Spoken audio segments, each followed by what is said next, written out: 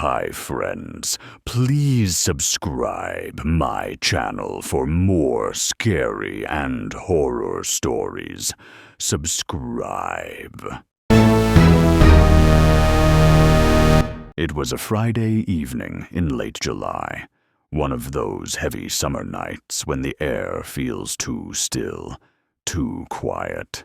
Sarah's parents had gone out of town for the weekend, taking her younger brother with them.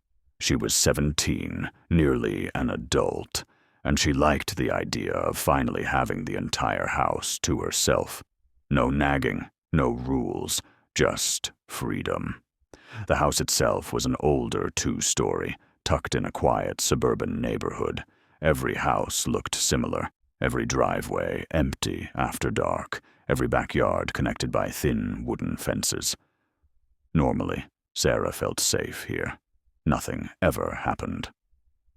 She made herself dinner, spent a few hours on Netflix, and scrolled through her phone while stretched out on the couch. Around midnight, she locked the doors, turned off the lights, and headed upstairs. She double-checked the back door, like her mom always reminded her, and even peeked through the blinds at the dark street outside. All clear.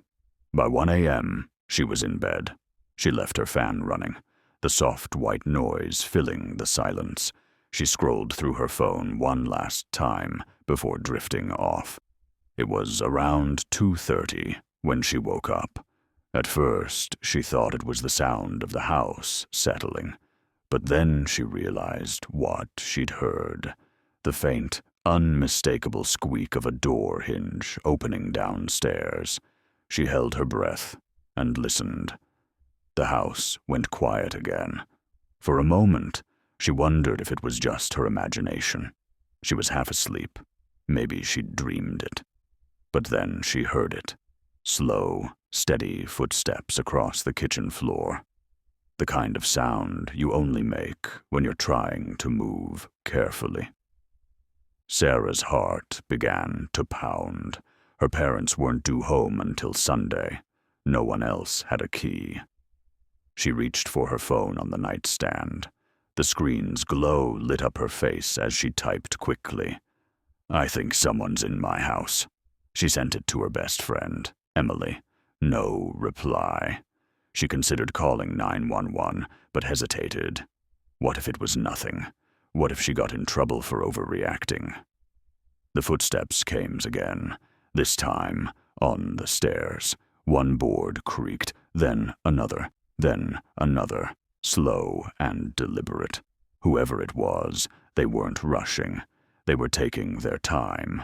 Sarah's chest tightened. She turned off her phone screen, careful not to make a sound, and slid quietly out of bed.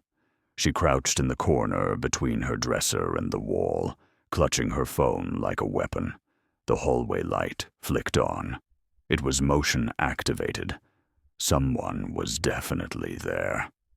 Her doorknob rattled softly. She could see the shadow under the door shift, as if someone was leaning against it. The knob turned slowly. The door opened an inch, then another. A tall shadow stretched across her carpet. Sarah bit down hard on her lip to keep from making a sound. And then the door closed again, softly. The hallway went dark. She sat frozen in that corner for nearly an hour, too terrified to move, her legs aching, her phone battery slowly draining in her hand. She thought about texting again, but worried the sound of the keyboard might give her away. She just waited, every second stretching endlessly. At some point, exhaustion must have taken her, because the next thing she knew, sunlight was bleeding through her curtains. The house was quiet again, too quiet. She crept out of her room, every step hesitant. The doors were still locked, the windows still shut. For a moment, she wondered if she had just dreamed the whole thing. But then, she stepped into the kitchen. On the table sat a glass of water, filled halfway, fresh condensation still clinging to the outside. She hadn't poured it. She knew she hadn't. Sarah's stomach dropped as the realization sank in. Someone had been in the house. Maybe more than one person. They hadn't stolen anything, hadn't broken anything. They'd just been inside, watching, listening, waiting. When she told her parents, they didn't believe her. They said she'd imagined it, that the glass of water was probably her own, and she had just forgotten. But Sarah knew the truth. She remembered every sound, every creak, every slow step up those stairs, and what terrified her most wasn't that someone had broken in. It was the thought that whoever it was hadn't left right away. They'd taken their time. They'd gone into the kitchen.